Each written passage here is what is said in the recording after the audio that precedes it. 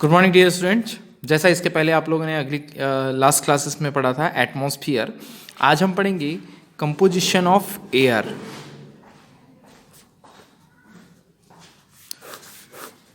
So obviously जैसे हम लोग बात करते हैं एटमॉस्फियर की, तो एटमॉस्फियर में अगर हम देखें एयर, फॉर एग्जांपल के लिए ये ह्यूमन बींग्स है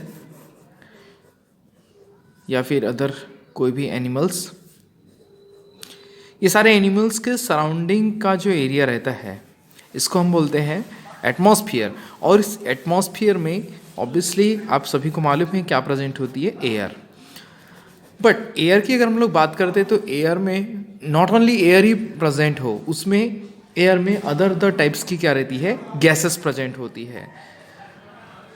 तो कंपोजिशन ऑफ एयर में मेन आपका मोटर जो रहेगा वो रहेगा composition of gases in air.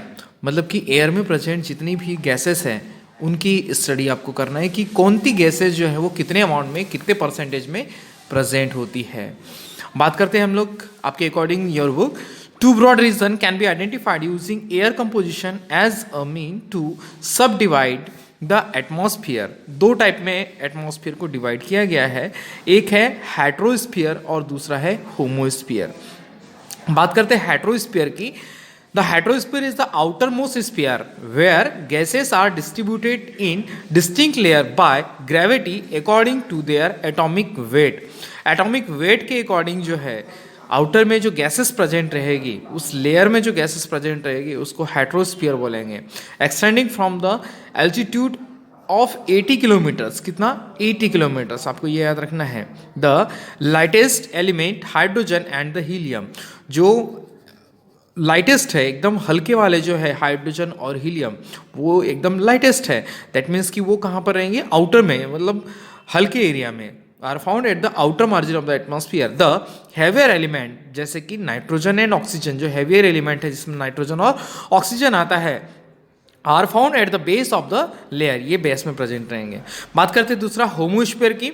The homosphere lies between the earth surface and the heterosphere, यानी कि अंदर की तरफ में gases are nearly uniformly mixed through this layer even though the density decrease with the height above the surface. The only exception is the ozone layer from 19 to 15 kilometer at near surface.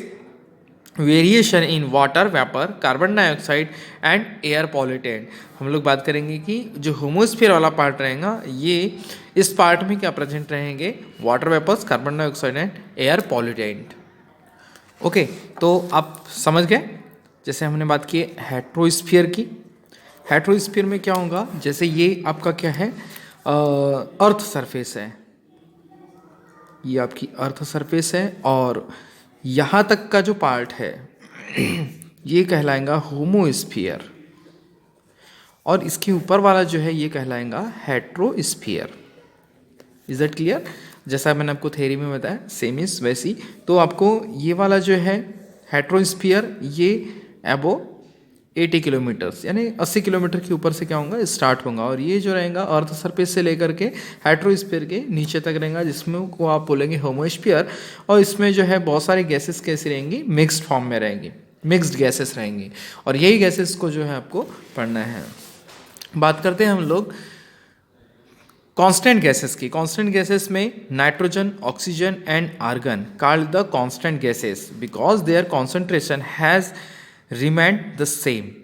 ठीक है, मतलब कि इनका जो है एक definite concentration environment में present है, इसीलिए इनको कांस्टेंट गैसेस बोला गया है। अगर ये गैसेस इंक्रीज होती है, डिक्रीज होती है, तो इन्वायरमेंट में किसी भी तरह का पॉल्यूशन क्रिएट होगा या फिर अदर्स जो है प्रॉब्लम्स क्रिएट होंगे। जैसे बात करते हैं हम लोग, सबसे पहले वेरी मोस्ट इंपॉर्टेंट है, आपके पास में एक चार्ट बना हुआ है यहाँ पे इस बुक में। ये जो चार्ट है, ये चार्ट से आपको डायरेक्टली क्लियर हो जाएगा। बात करते हैं हम लोग जैसे नाइट्रोजन की, तो नाइट्रोजन सबको पता है 78.08% होती है, ऑक्सीजन जो रहता है 20.95% होता है, आर्गन जो रहता है 0.934%, then carbon dioxide 0.036%, neon 0.0018%, helium 0.0005%, then methane 0.00017%, hydrogen 0.0005%, nitrous oxide 0.00003% and ozone that is 0.00004%।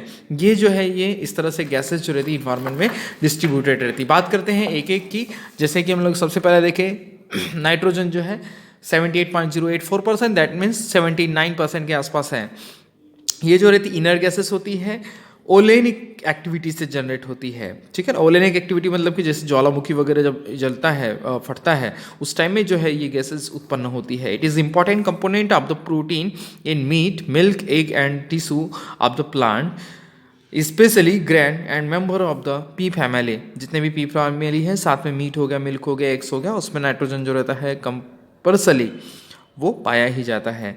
It can not be ingested directly by organisms but made available to the plant and then to the animal by compound in the soil। Nitrogen जो रहता है directly हमारे body के अंदर भी नहीं आता। ये सबसे पहले क्या होता है, फिक्स्ड होता है। फिक्स्ड कैसे होता है, जो प्लांट्स की रूट होती है, लेग्यूमिनस जो प्लांट होते हैं जैसे कि चना हो गया, दाल हो गया, ये क्या करते हैं, यहाँ पर जो बैक्टीरिया प्रेजेंट होता है, राइजोबियम का आपने नाम सुना होगा, एजोटोबैक्टर नाम सुना होगा, ये क्या करते हैं, इन्वायरमेंट की जो नाइट्रोजन गैस होती है उसको क्या करते हैं, एक्सेप्ट करते हैं और प्लांट्स बॉडी को प्रोवाइड करते हैं। फिर वो जो रहता है प्लांट्स, उसमें जैसे फ्लावर लगा, फूल लगा, सीड बना, उसको हम लोग खाते हैं और हमारी बॉडी के अंदर में फिर क्या होता है, नाइट्रोजन होता है। इसलिए कहा है most atmospheric nitrogen enter the soil by the nitrogen fixing micro organism, जिसमें आप लोग का नाम बताया मैंने, राइजोबियम हो गया या फिर एजोटोबैक्टर हो गया।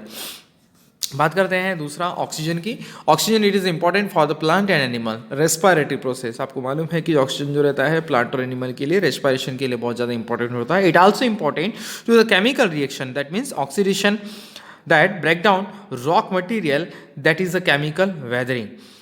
without oxygen thing cannot the burn। बिना ऑक्सीजन के कोई भी चीज जलती नहीं है। Free oxygen in the atmosphere is a product of the plant photosynthesis। plant take up the carbon dioxide and in the process of the photosynthesis release the oxygen। आपको मालूम है कि जो फोटोसिंथेसिस की जब प्रोसेस होती है प्लांट बॉडी के अंदर में, तो इससे क्या बनता है, कार्बन डाइऑक्साइड बनता है, ठीक है ना। आपको मालूम है फोटोसिंथेसिस में क्या होता है, जैसे फॉर एग्जांपल के लिए यहाँ पर जो इन्वायरमेंट है, इन्वायरमेंट में CO2 रहता है, ठीक है, 6 CO2 plus 12 H2O, that means कि ये कार्बन डाइऑक्साइड और वाटर ये दोनों जब आपस में मिलते हैं, ठीक है ना, ये क्लोरोफिल की प्रेजेंसी में होता है, इसको बोलते हैं आप फोटोसिंथेसिस, जिससे क्या बनता है, O2, 6O2 बनता है प्लस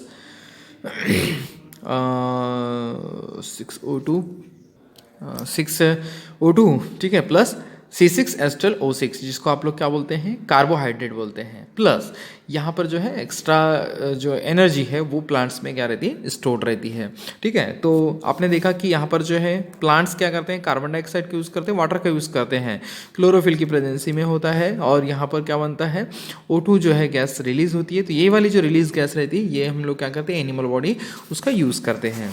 बात करते हैं नंबर 3 आर्गन की।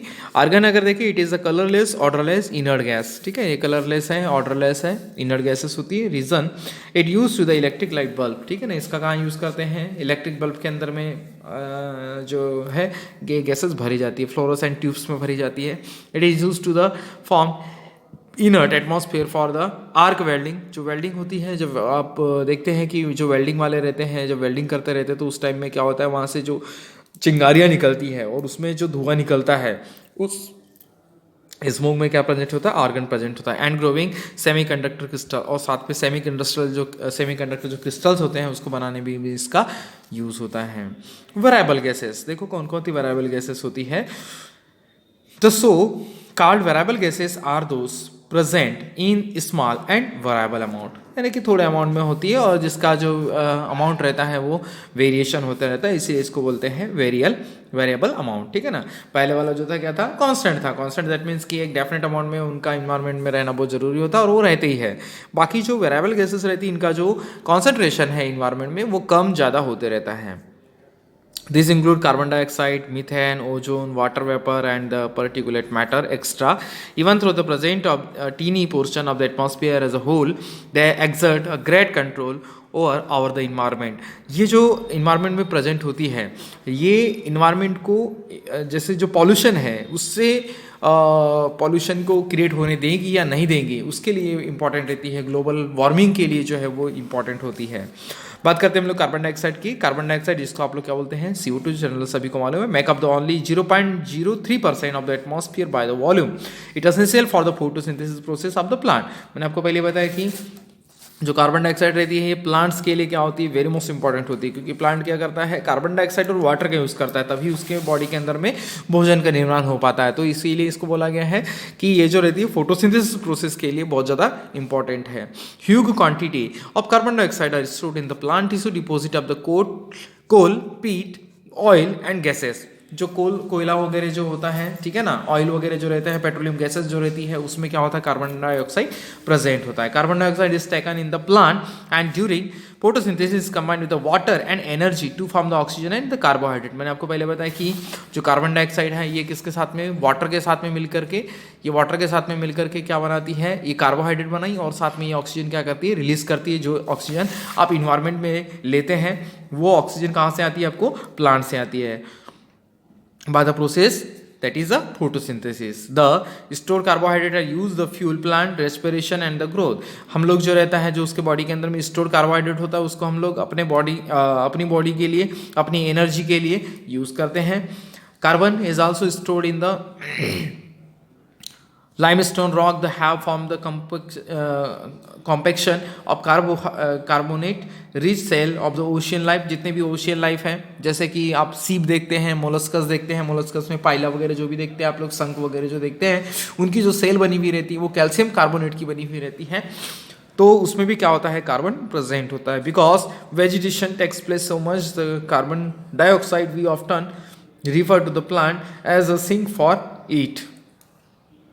ओके तो इस तरीके से आपको जो है इंपॉर्टेंट क्या है आपका कार्बन डाइऑक्साइड। इसके बाद में जो अदर गैसेस है, जैसे कि हो गया आपका neon, helium, methane, hydrogen, nitrogen dioxide and ozone, ये जो रहती है लिस्ट अमाउंट में पाई जाती है, कम अमाउंट में रहती है। इस वजह से जो है इनका डिस्क्रिप्शन आपको पढ़ने की ज़रूरत नहीं है। तो जब भी आपको कंपोजिशन ऑफ एयर आता है तो आपको इस तरीके से रिप्रेजेंट करना है। Okay that's all. शायद आपको ये बहुत अच्छे से क्लियरली समझ आ चुका होगा। अब नेक्स्ट वीडियो में next topic. Okay thank you.